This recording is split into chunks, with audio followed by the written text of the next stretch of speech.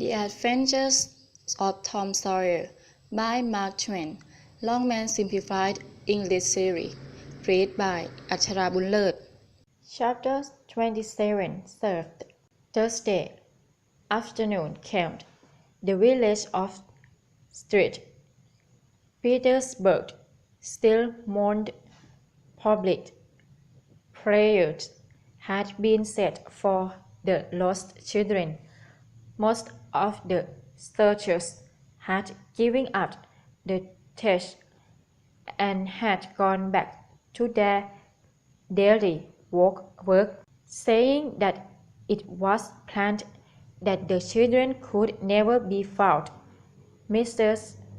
Thatcher was very ill, and most of the time his mind was wandering. People said that it was heartbreaking to hear her call her child and see her rest. He had and listened. Aunt Polly's great hair had grown almost white. The village went sadly to its rest on Thursday night.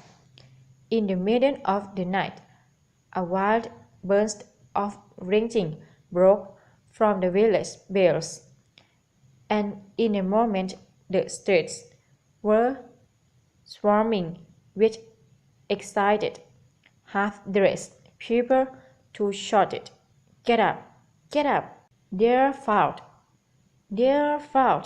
The beating of steel pens and the blowing of horns added to the uproar, and crowd moved towards the river, made the children coming in an open carriage, drawn by shouting villagers, gathered round it, joined its homeward march, and swept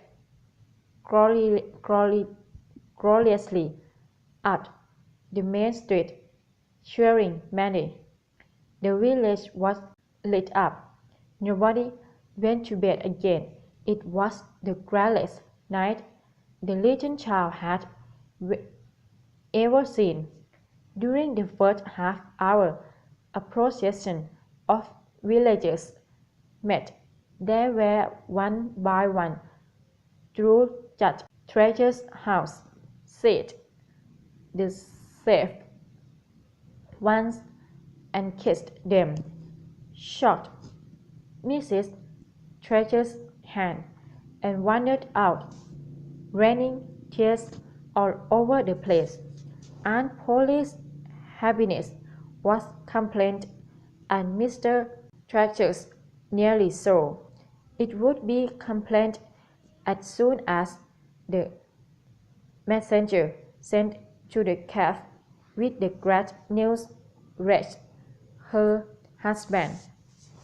Tom lay on a cot with an eager audience about him, and told the history of the wonderful adventure, closing with a description of their escape.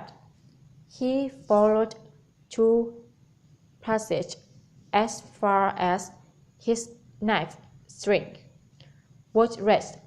He followed a third for the end of the string, and was about to turn back when he caught sight of a far-off glimmer that looked like daylight.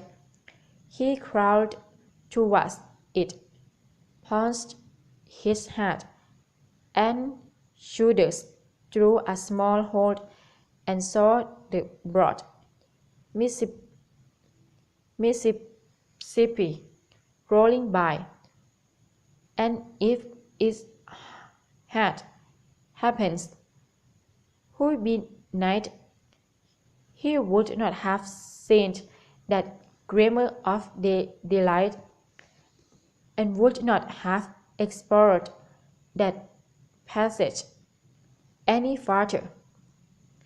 He told how he went back, broke the good news to Becky the manager, to convince her. Tom almost died of joy when she saw the daylight. They patched their way out and sat and cried with gladness. Some men came along in a boat and did not believe Tom's word at first, because they said, "You are 5 miles down the river below the valley where it cave is."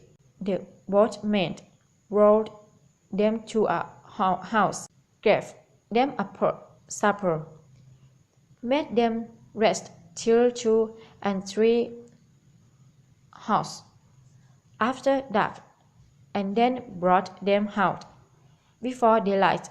Judge Treasure and the handful of searchers with him were informed of the great news. The effects of 3 days and nights of exhaustion and hunger could not be shaken off at once. As Tom and Becky soon discovered, they had to stay in bed all Wednesday and Thursday.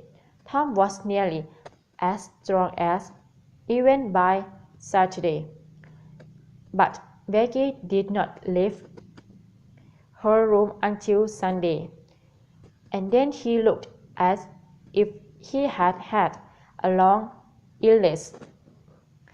Tom learned of Huck's sickness and went to see him.